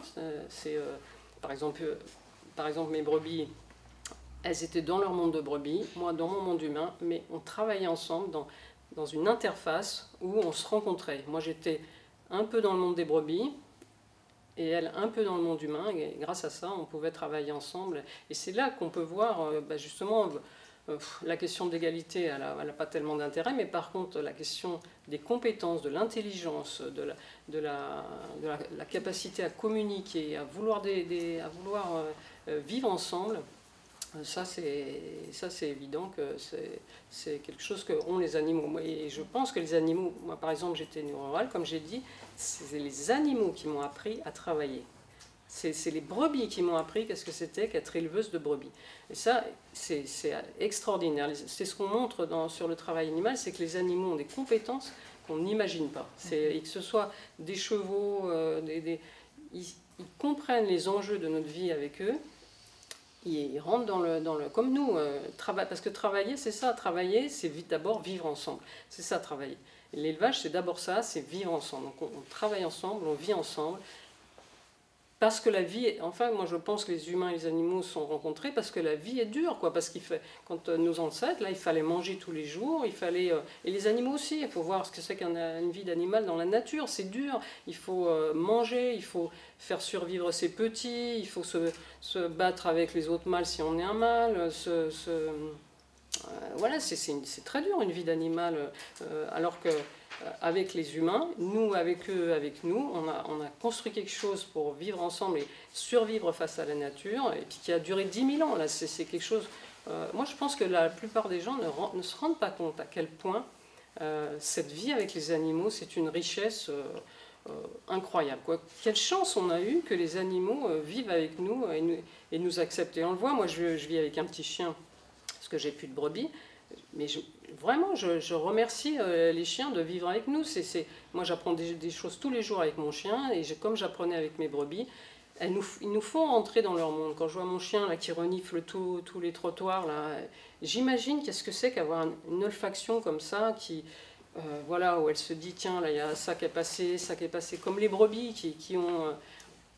elles choisissent une herbe, elles choisissent une autre, et voilà, quand on rentre le soir et que la nuit tombe, elles regardent comme ça, elles regardent la nature. C'est ça être avec les animaux. Eux, les animaux nous observent tout le temps, ils sont tout le temps en train de nous regarder, mais nous, en tant qu'éleveurs ou en tant que compagnons, comme c'est mon cas maintenant, d'un animal familier, on les observe aussi, on s'observe, et du coup on croise nos mondes. Et ça, c'est une richesse. Moi, c'est pour ça que je mets autant d'énergie à défendre l'élevage, à défendre la relation domestique avec les animaux, et à travailler les questions de la mort des animaux parce que c'est ça en fait le nœud central de l'histoire, tout le reste c'est du baratin, et donc d'essayer de dire que si on veut vivre avec des animaux, voilà, comme nous, on vit sur une petite planète, pour qu'il y en ait qui naissent, il faut qu'il y en ait qui meurent. Ça, c'est vraiment l'évidence basique, quoi. C'est des ressources limitées. Voilà. Les transhumanistes, par exemple, ils imaginent d'éradiquer la mort, parce que je pense qu'ils imaginent d'envoyer la moitié de la Terre sur Mars, quoi. Voilà, c'est pas possible d'être immortel. C'est sûr qu'il faut que... Dans la nature, d'ailleurs, c'est ce que font les animaux. Quand les ressources manquent, ils diminuent la troupe. Soit ils tuent les petits, soit ils virent certains animaux. Il faut vraiment qu'il y ait une adéquation entre ressources et population animale. Et c'est des populations, les animaux domestiques. On n'a pas 3 vaches comme ça. Pour qu'il n'y ait pas de consanguinité, pour qu'il y ait une diversité génétique, il faut qu'il y ait beaucoup d'animaux, il faut qu'il y ait un minimum d'animaux. Entre 1 milliard de bovins et 3 vaches, il y a certainement... On est d'accord, le milliard de bovins, c'est pas la peine. Ouais. Non, mais c'est pas la peine. Si tout d'un coup il y a un monde vegan qui peu à peu s'installe, ça ne sera pas 3 vaches, il restera plus de 3 vaches. Non, parce que je pense que les animaux sont à cœur de préserver... Il ne restera pas de vaches du tout, D'accord, alors ça c'est votre fantasme, madame. Non, on va passer au fantasme. Il reste totalement mon fantasme. Ensuite, juste par rapport au compagnonnage avec les animaux, c'est évidemment ce que veulent aussi les animalistes, et c'est ce qu'ils expérimentent pour la plupart d'entre eux au quotidien, en ayant des animaux domestiques, en travaillant dans des refuges. C'est aussi l'expérience. Si vous avez des animaux domestiques, il y a eu des éleveurs en amont, parce que les animaux domestiques ne naissent pas comme ça. Si vous avez un chien, derrière le chien, il y a eu un éleveur. Et donc ça mérite que je tue mon animal domestique? Non, il est là, il existe, je prends soin de lui. Vous avez des animaux domestiques. Bah oui, parce qu'il y a une situation qui est comme ça. Il y a un animal domestique que je recueille, je prends soin de lui, et on a une relation, évidemment. Mais ça ne veut pas dire que je suis pour l'élevage. Il y a 2 questions dans le public. Non, je ne suis pas pour l'élevage. C'est un fait historique, l'élevage. Monsieur, après. Moi j'ai une question à madame. Je vois depuis le début de son discours qu'elle transpire l'amour des animaux. Et pour moi il y a une contradiction flagrante. Elle nous parle de vivre ensemble, de projets avec les animaux pour les emmener à l'abattoir et les zigouiller. Je ne comprends pas vraiment. Vous nous parlez, vous transpirez l'amour, vous avez encore l'odeur des animaux, mais alors vous voulez les emmener à l'abattoir et les zigouiller. Je ne comprends pas. Il y a une contradiction flagrante. Non, c'est pas une contradiction. Jocelyne est une végane contrariée. Non, sûrement pas. Au fond de vous aussi, je pense qu'il y a, il y a un vegan qui est en train de... Laissez répondre. Vous mettez une finalité, je termine juste, vous mettez une finalité, ils sont faits pour qu'on les bouffe. Non, justement, c'est absolument... Ils ont un objectif pour les bouffer. Et qu'on les bouffe enfant. Pas du tout. Je comprends pas votre discours. Je vous l'ai dit, la rationalité première du travail en élevage, c'est de vivre ensemble. Il y a une rationalité économique qui est adossée à ça. Non, c'est ce que je vous ai dit. L'abattoir, la mort des animaux, c'est le bout du travail, ce n'est pas le but. Le but de votre vie, c'est de mourir. Est-ce que le but de votre vie, c'est de mourir? Non, c'est le bout, c'est pas le but. Et ben c'est pareil en élevage. C'est vous qui prenez la décision pour eux. C'est votre but à vous, les animaux, qu'on finisse dans notre race. Non, mais ce que je vous dis, c'est pas le but, c'est le bout de la vie. Parce que vous rationalisez tous vos arguments pour que ça tourne et que ça rentre dans vos cases de pensée. Je rationalise. On les tue, mais on vit ensemble, on les aime. Oui, ça fait 10 000 ans, ça fait 10 000 ans qu'on vit ensemble. Et les temps changent. Ça fait 10 000 ans qu'on vit ensemble. Il y a une contradiction flagrante, je les aime, mais je les fous à l'abattoir. Non, je vous dis que c'est pas une contradiction. C'est parce que je les mets à l'abattoir que je les aime. Non, mais vous écoutez pas ce que je dis, c'est pas la peine de poser une question. Donc il y a une différence entre le but et le bout. Et d'ailleurs, en disant ça, je fais référence à Montaigne, qui l'explique très bien à propos de la mort, justement. Donc le but de notre vie, le but de ma vie, puisque je ne parle pas de vous, le but de ma vie, c'est pas de mourir, mais par contre, je sais que je vais mourir. Et quand on vit avec des animaux, parce qu'on est dans un univers fini, on ne peut pas garder tous les animaux. Et c'est pour ça, je pense, du point de vue de la domestication, de l'histoire de la domestication, on mange les animaux. On ne les mange pas parce qu'on veut les manger, on veut vivre ensemble, on veut vivre avec eux. Et c'est ce que je vous dis, on ne peut pas tous les garder. Et c'est parce qu'ils ont une belle vie, ces animaux. Moi, j'étais éleveur, les animaux, ils avaient une belle vie. Ça, c'est déjà très important. Monsieur. Alors moi, j'ai bien compris la position végane sur la question éthique du rapport à la vie, du rapport à tout ça. La souffrance, je pense que tout le monde est d'accord contre la souffrance animale. Alors moi, ce ne serait pas la souffrance le problème, plus la mort, parce qu'une mort sans souffrance, mais aussi problématique. Je pense quand même qu'on vit dans une société qui n'est pas naturelle. elle a été construite par l'homme, beaucoup de choses ont été construites par l'homme, les paysages, les prairies, les forêts même qui nous envahissent, elles ne sont pas naturelles. C'est une naïveté, ça, de penser que c'est naturel. Alors la question que je me pose, moi, parce que les animaux ont été domestiques, parce qu'on parle que d'animaux domestiques et herbivores, je vous signale. Hein. Là, on ne parle pas du reste. Hein. Bon, ça... On parle des chats, les chats sont pas herbivores. Oui, les chats, on les mange marginalement et ce n'est pas le sujet. Donc, les animaux domestiques, herbivores, qu'on a, je dirais, élevés, et c'est un mot qui est noble pour moi, élevés, d'une certaine manière sélectionnés, quel est le projet des véganes pour ces animaux? Puisque vous dites, on peut imaginer plein de choses. Ouais. Parce qu'on passe son temps à dire ce qu'on ne veut pas faire avec ces animaux, mais il faut un projet social, un projet humain, ouais, bien sûr. Une utopie. Je sais, il y a plein de penseurs et peut-être on en parlait tout à l'heure. Peut-être que c'est la même que Jocelyne Porcher, voilà. avec la nécessité de les manger pour que ça continue. Pas pour les véganes. Mais dites-nous quel est votre projet, votre je vais peut-être vous apprendre un truc, mais les chats continuent à exister et on ne les mange pas, par exemple. Hein. Je veux dire, on n'est pas obligé. Les chats continuent à exister, on ne les mange pas. On n'est pas obligé de continuer à manger des animaux pour qu'ils continuent à exister. Et même chose pour les vaches. Alors évidemment, il n'y aura certainement pas des vaches dans les appartements des êtres humains. Et ben on pourrait prendre soin des vaches, on pourrait imaginer, mais ça serait, moi j'ai pas la solution, c'est des décisions qu'il faut prendre collectivement en tant que société. Il y aurait des débats, il y aurait des choses à inventer. Pourquoi pas imaginer, je pense à ma belle famille qui habite dans les Vosges alsaciennes, et il y a plein de belles petites montagnes et tout, il y aurait de la place en fait pour ces vaches. Mais la vache, ça tuerait la biodiversité. Alors, ce serait la loi du plus fort contre le plus faible. C'est qui le prédateur de la vache en ce moment-là? Vous savez qu'il y a des loups qui mangent des moutons, le chat. Alors, il n'y a plus trop de loups dans les Vosges, hein, mais... Non, mais le chat n'a pas été... Le chat mangerait des vaches? Excusez-moi, l'huître mangerait la vache? L'huître, qui est le premier animal domestique de l'histoire, quasiment. C'est l'animal domestique. A été élevé par l'homme pour assurer sa nourriture, pas comme animal de compagnie. Le chat n'a pas été créé pour être mangé. Il n'a pas été créé, c'est pas le mot, il n'a pas été élevé, développé pour être mangé. Et donc je connais peut-être une ou deux sociétés extrêmement marginales où le chat était... Il y a quand même eu une intention économique, humaine, agro-pastorale, tout ce que vous voulez, qui au cours de l'histoire... Ah oui, une intention de les élever pour les manger. Encourager, malheureusement... Bien sûr. Et ce que nous disons aujourd'hui, c'est changeons d'intention. À surdévelopper la viande, des animaux trop mâles, n'importe comment, trop de viande, trop de protéines, ça.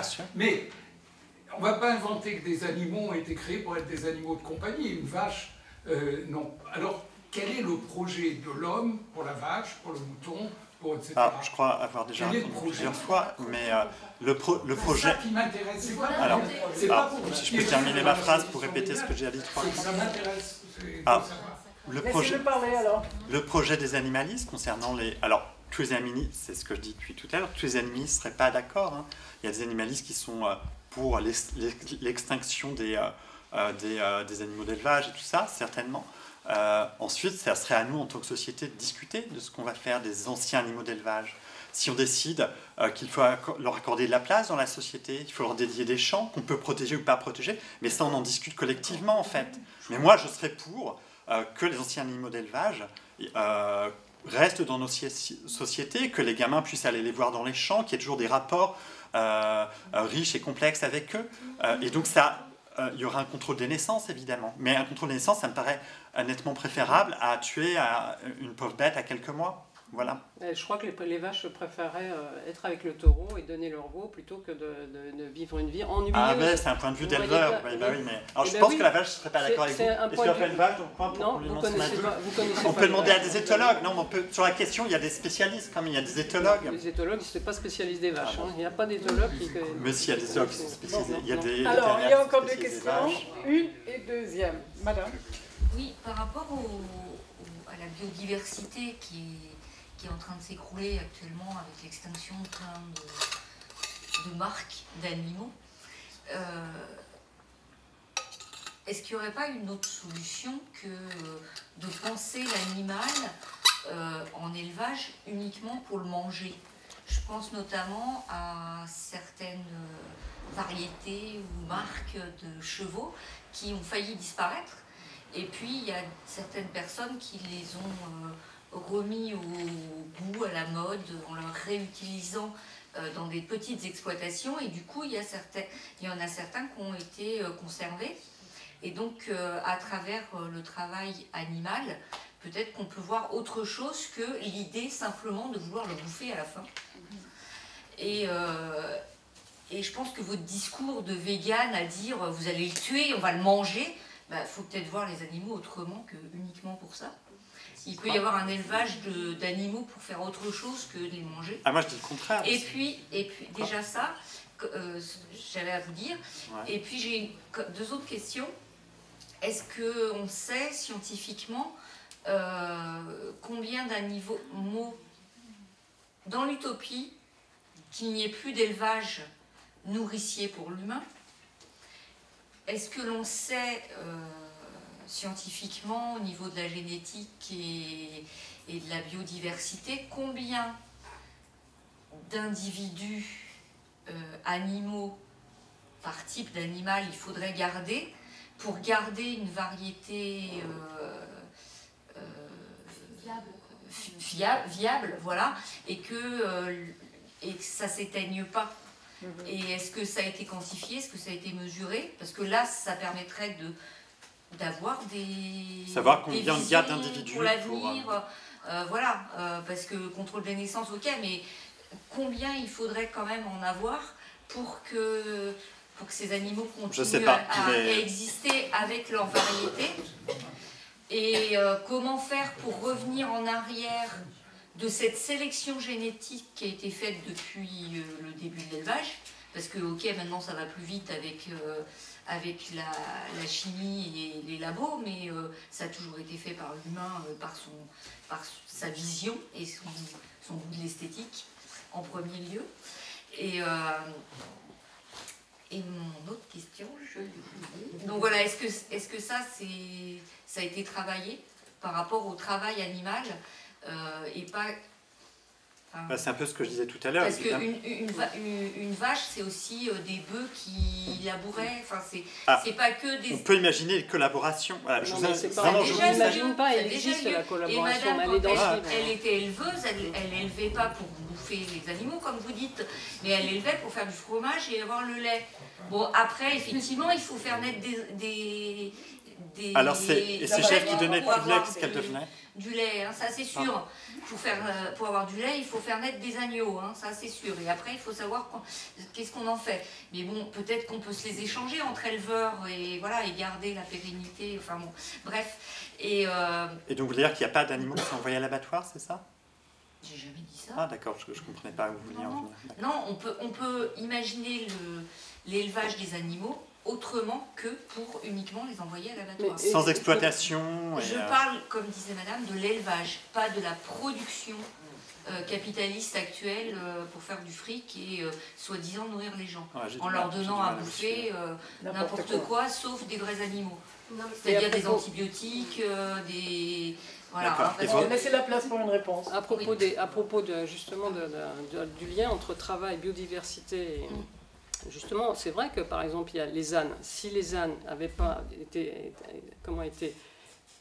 chassés du travail, par la mécanisation, c'est le cas d'ailleurs des éléphants, par exemple en Thaïlande ou au Laos, quand ils ne travaillent plus, mais c'est comme nous, on peut très bien voir que dès qu'on devient productif, en fait, on dégage. Et les animaux, ils sont pris comme nous dans les rapports sociaux. On va dire, moi, une partie de mon travail, c'est de montrer que c'est des prolétaires ordinaires. J'ai toute une partie de mon travail sur la violence dans les porcheries industrielles qui touche les hommes et les animaux. Pareil, mon travail dans les abattoirs, ça montre exactement la même chose. Donc c'est le travail qui a permis de sauver notre relation avec les ânes, sinon ils auraient disparu. C'est ça que ce mouvement ne voit pas, c'est que c'est le travail qui crée nos liens. Si on ne travaille plus ensemble, les animaux disparaissent.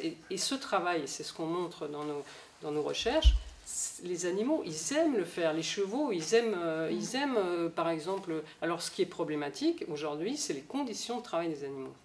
Il faut changer les conditions de travail, c'est ça. Mais c'est pas virer les animaux du travail, comme la volonté abolitionniste, c'est de les dégager parce qu'ils posent un problème moral, allez, on les dégage.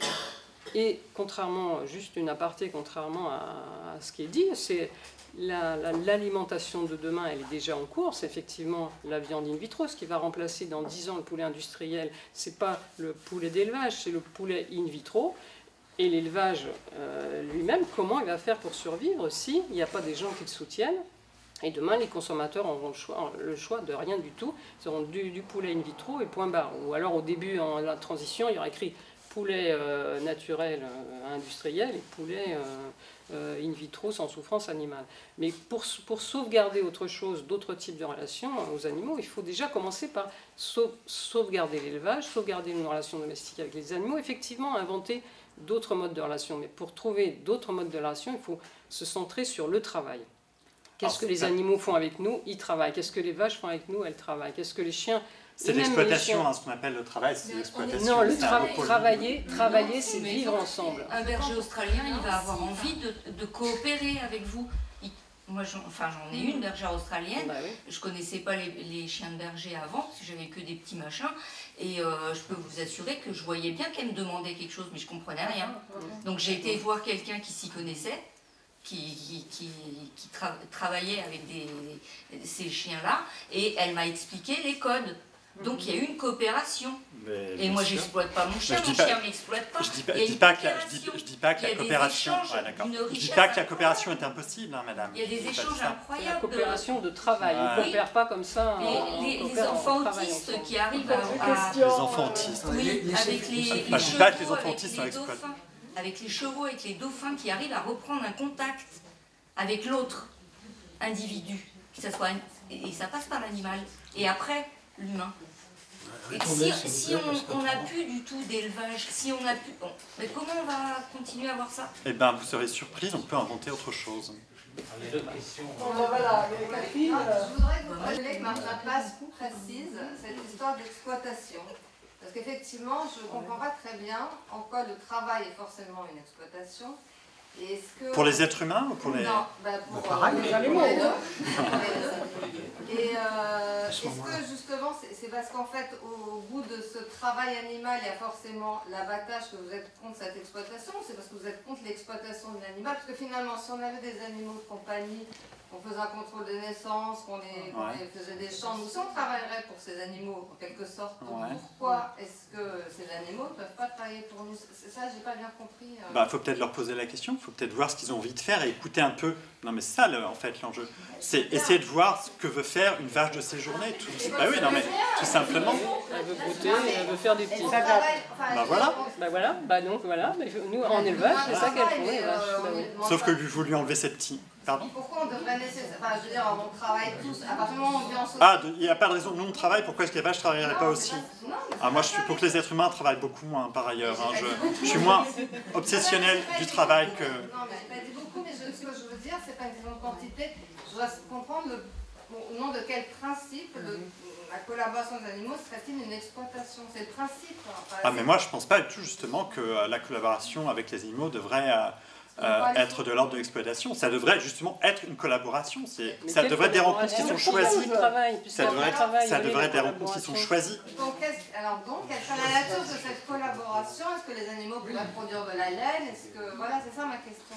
Est-ce que les animaux pourraient produire de la laine? Est-ce qu'on pourrait utiliser... Une collaboration construite. Quelle serait pour vous une collaboration acceptable? C'est ça ma question.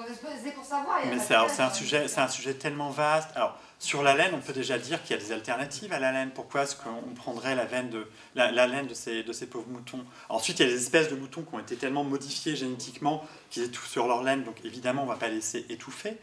Mais pour, je sais pas, les... On parle des animaux domestiques, alors. Pardon? On parle des animaux domestiques, là. On parle des animaux domestiques. Oui, et... Ce qu'on mange. Oui, votre question, je comprends. Je peux faire une remarque. Moi, ça me gêne pas de... Enfin, je veux dire, moi, je suis pas végane. D'accord. Je veux dire, un pull en laine, moi, ça me gêne pas. Maintenant, il faut voir comment la laine, elle est récupérée. Est-ce que viennent les animaux qui donnent la laine? Parce que la dame me dit que bon, ça fait pas mal. Elle dit que ça fait pas mal. Correctement. Mais il y a des pays, je veux dire, il y a des concours à savoir combien de moutons on va tondre à l'heure. D'accord, bravo. C'est même la norme, hein. C'est même la norme. Voilà. Les moutons sont maltraités. Aller dans les Alpes pour voir les bergers avec leurs brebis. La plupart de la laine en France, c'est la laine d'importation. Ça va rapporter moins d'argent et voilà, donc c'est peut-être ça aussi. Bien sûr. Et les moutons qui donnent la laine sont envoyés à l'abattoir, évidemment. Non, mais on parle pas des productions animales, on parle de l'élevage, d'une relation respectueuse et de travail avec les animaux. Parce que pour le reste, on est d'accord que c'est calamiteux. Voilà. Voilà. Maintenant, moi je travaille avec des bergers dans le Luberon et voilà, non, on tonde les moutons. Au contraire, la brebis, quand elle est tonte, c'est à l'époque où il commence à faire chaud, elle est contente. Voilà, elle se trouve bizarre, elle se regarde toutes en se disant oh là, t'as une drôle de tête. Voilà. Et puis. Je voulais juste apporter cette remarque. Bah oui. Du respect de l'animal. Et donc ne pas l'envoyer à l'abattoir in fine.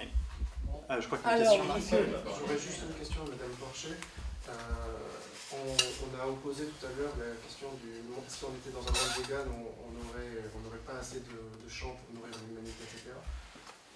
Dans le cas de Madame Porcher, l'élevage, j'imagine l'élevage un peu pastoral de montagne, etc., ça nécessite de grands espaces. Comment vous faites dans un monde occupé par l'homme, comment vous faites pour répartir l'espace entre l'élevage que vous prenez, mais qui pour moi, pardon, mais c'est un mythe. Un mythe, je travaille avec des éleveurs comme ça, j'en ai rencontré des centaines depuis que je travaille. Exactement. Ma question c'est, combien vous êtes d'éleveurs en France la quantité. Pratiquer ce type d'élevage qui est pour moi 0,0001% de la production animale aujourd'hui. Comment vous faites, du coup, quel est votre projet de société justement? Quelle est votre vision pour généraliser ce mode d'élevage si beau, si magnifique que vous prenez? Parce que pour moi, ça va nécessiter des tonnes et des tonnes d'hectares pour leur donner de la place, pour pouvoir gambader gentiment, pour pouvoir les traire gentiment. Comment vous faites? Non mais attendez, l'élevage, ça existe depuis 10 000 ans, on n'invente rien. C'est traditionnel. Non mais ce qu'il y a... C'est juste une chose, on est 7 milliards aujourd'hui. Mais oui, mais c'est... Il y a 200 ans, on était 1 milliard d'humains, on est 7 fois plus aujourd'hui. Mais oui. Dans 50 ans, on est le double. Mais oui, mais ça... Non, parce que comment je fais c'est... Il n'y aura pas assez de place. Si, il y aura cette place. Il faut... Mais non, mais il faut... Évidemment, si on ferait vraiment de l'élevage, c'est des petites exploitations, des petites fermes, réparties sur tout le territoire, réparties pareil dans tous les pays, avec un approvisionnement local, avec une gestion des paysages par l'élevage. Je vois pas... Essayons d'être concrets. Dans votre bergerie, avec vos moutons, combien d'hectares vous aviez? Non, j'avais des parcours, parce que les animaux mangent, les brebis par exemple, si vous allez en montagne, les brebis, elles mangent sur des parcours qui sont pas, la terre n'est pas cultivable, c'est pas des prairies, c'est même pas de l'herbe à vache, donc elles mangent des choses que personne ne mange, des petites broussailles, des petites, elles entretiennent les montagnes. Et justement, c'est pour ça qu'il y a des incendies aujourd'hui, c'est qu'il n'y a plus d'animaux pour manger toutes ces petites broussailles. Et dès qu'il y a une allumette là-dedans... Ça va arriver sur des terrains qui sont plus montagneux, qui sont sur les zones d'activité humaine. Comment vous interprétez ça? Mais au contraire, c'est que là où il y a des, là où il y a des brebis en montagne, des chèvres en montagne, il y a moins d'incendies. Il y a plus. Non, mais il y a réponse au début en disant qu'il fallait réduire la consommation. Bah oui, c'est clair, on va pas manger. C'était dès le début.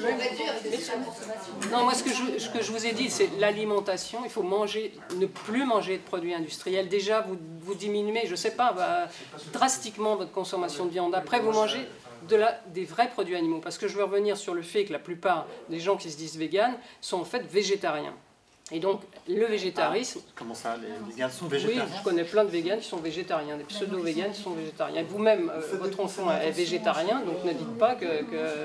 Ah, mais j'ai pas dit que mon enfant était végane. Oui, mais justement, il est végétarien. Pourquoi il est végétarien? Ah ben, vous voulez qu'on en parle, on peut peut-être en parler publiquement. Pourquoi est-ce que mon enfant est végétarien? Je l'ai expliqué dans la voiture. Oui, non, mais c'est... Ne généralisez pas, s'il vous plaît, à chaque fois. Moi, je parle de votre expérience. Je vous demande votre... Non, je veux... Ne généralisez pas un mouvement entier. C'est comme si vous parliez de la droite Vous parlez des Républicains, par exemple. Dans la droite, dans les Républicains, il y a plein de mouvements. Je fais référence à des enquêtes. Je fais référence à des enquêtes. Donc des enquêtes qui... Non, les véganes sont véganes, les végétariens sont végétariens. Non, les végétariens, justement, peu importe, les végétariens dépendent fortement de l'élevage. C'est-à-dire que... Ah oui, non mais donc... Oui, mais... Non mais c'est pour vous dire que l'élevage est nécessaire à une majeure... Non, l'élevage est nécessaire à de nombreuses personnes. Et donc... Non mais les véganes veulent se débarrasser des animaux, donc c'est pas la peine. Caricature sans arrêt de propos. Bon, je vous invite à conclure. Oui, c'est le mal absolu parce qu'il nous prépare une société sans animaux. Et pour moi, une société sans animaux, c'est l'enfer. Voilà. Ah, mais on n'est pas... C'est l'enfer. Heureusement, je ne vivrai pas assez longtemps pour voir ça. C'est court, là. Allez-y. Société sans animaux. Voilà. Moi, je travaille au ministère de l'Agriculture. J'ai travaillé beaucoup dans l'agriculture biologique, c'est un sujet que je connais bien. Alors, moi, ce que je perçois en tant que agent du ministère, qui est très ouvert sur ce genre de courant, ce qui n'est pas la majorité de mes collègues, je trouve qu'en tous les cas, nous, en notre sein, en tant qu'institution, ça nous permet de poser certaines questions, de faire avancer certaines choses. Alors, le ministère de l'Agriculture ne sera jamais vegan, on est bien d'accord, mais néanmoins, ça permet sur certains, voilà, ça saurait, ça permet sur certains sujets, notamment, je parle par exemple des abattoirs, parce qu'il y a des animaux qui sont dépassés, etc., ont beaucoup choqué dans la direction, etc. Mais néanmoins, ça permet une prise de conscience d'effectivement un abus dans lequel on a été, que certains ne voulaient pas admettre. Donc, on est en train de faire évoluer effectivement notre appréhension de ce règne animal et de la manière d'élever les animaux. Il y a quelques années en arrière, le bio au ministère de l'Agriculture, c'était un non-sujet, le respect du bien-être animal, c'était un non-sujet, les abattoirs ont fermé les yeux, etc. Aujourd'hui, même si je comprends que voilà, vous souhaiteriez que les choses aillent plus rapidement, et moi aussi, il n'empêche que malgré tout, tous ces mouvements, tout ce qui se passe par rapport à cette perception effectivement des animaux et tout ce que vous mettez en avant, permet justement sur nous, en tous les cas, de perception de l'élevage, de l'agriculture effectivement intensive, de faire évoluer quand même un petit peu les mentalités et on espère à terme la réglementation, parce qu'effectivement, légal c'est un extrême. Nous, ce qu'on essaye de faire en tous les cas dans nos métiers, dans notre quotidien, je pense que c'était le discours aussi que tenait Madame Porcher, c'est déjà sur la vie de l'animal qui soit respecté. Alors, et ça, c'est déjà pour nous quelque chose d'extrêmement important, même si le respect, évidemment, entre ce que vous dites et ce que je suggère, c'est pas tout à fait la même chose.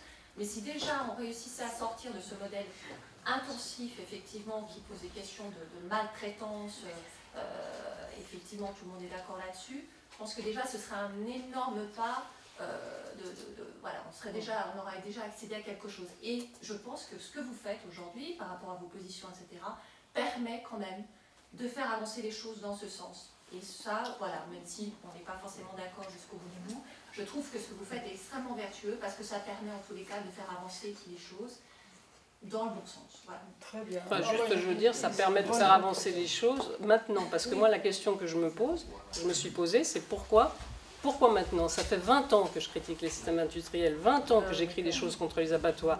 Tout le monde s'en foutait, le ministère de l'Agriculture, les journalistes. Libération ne faisait pas la une, n'a pas fait. J'ai écrit un livre qui s'appelle « La mort n'est pas notre métier ». C'était une charge contre les abattoirs industriels. Les journalistes sont foutus éperdument, mais ça ne les intéressait pas. Oui, donc pourquoi aujourd'hui?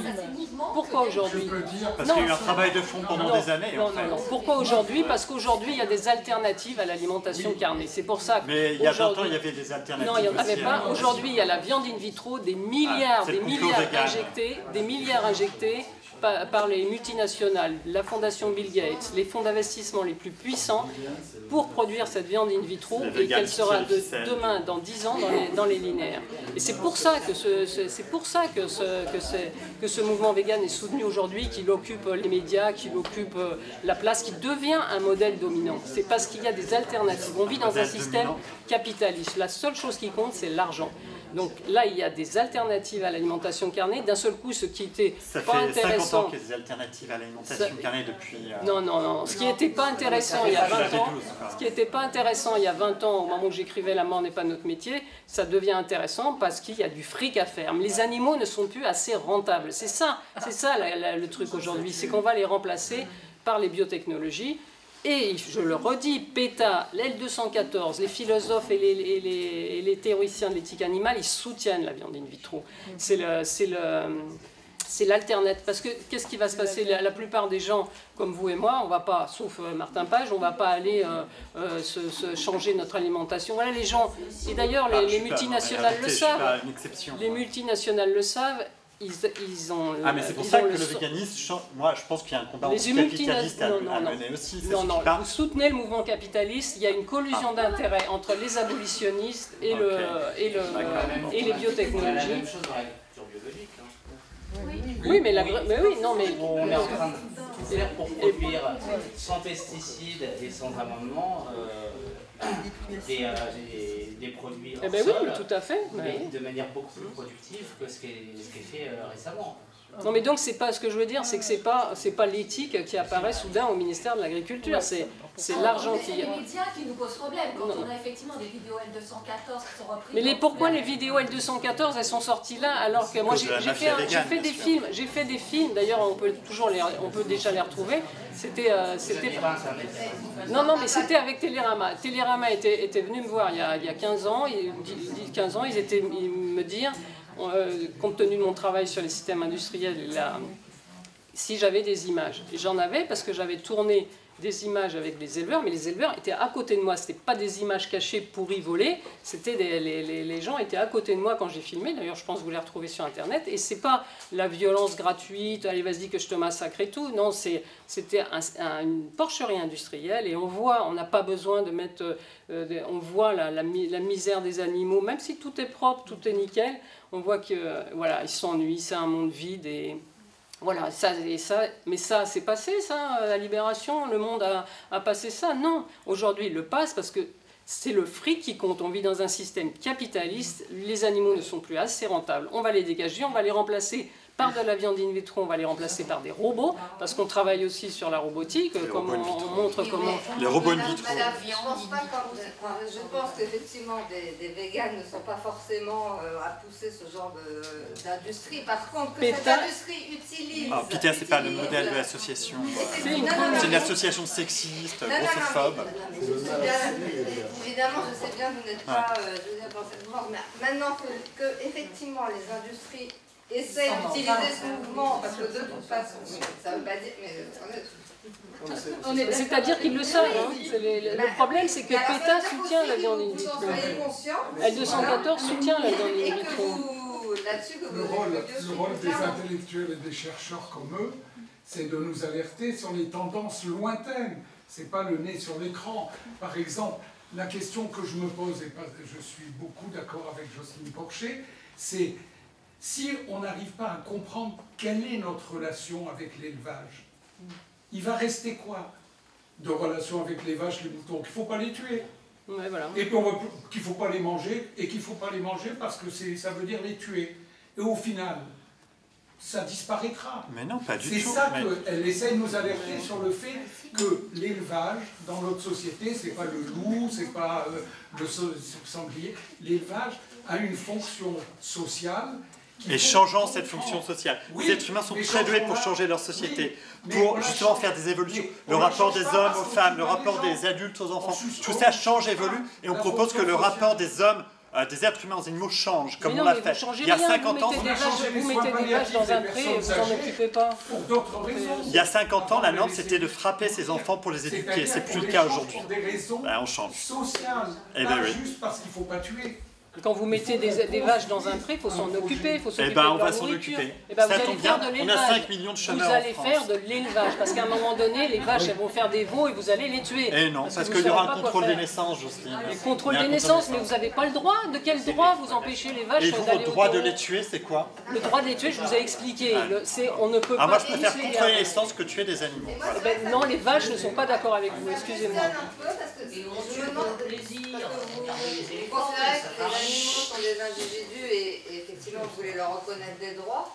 Et c'est vrai que ça me questionne un peu cette histoire de les parquer un peu, de contrôler les naissances et que les enfants pourront venir les voir. Non, alors c'est la norme actuelle, hein, le parquage et le contrôle des naissances, c'est la norme vous actuelle. Vous battez contre la norme actuelle, vous voulez autre chose. Et cette autre chose, c'est vrai que j'ai du mal à le percevoir. Il s'agit de trouver des solutions pour vivre avec les animaux. Contrairement à ce que dit Jeanne Porcher, on ne veut pas que les animaux disparaissent, on veut vivre avec eux, parmi eux. Vous parlez de vous. Le mouvement abolitionniste est contre la domestication. Le dernier débat que j'ai eu avec un abolitionniste, il a dit carrément qu'il faut empêcher les animaux de se reproduire, comme ça on n'aura pas à les tuer. Voilà.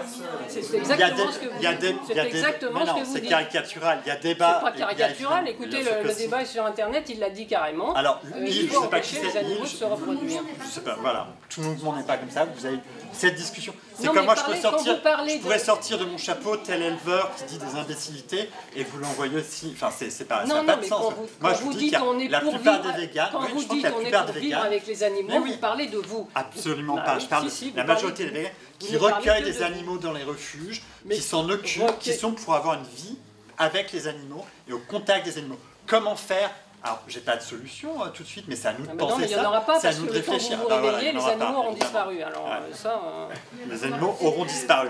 À cause des véganes, bien sûr. Oui, bien sûr, à cause des véganes.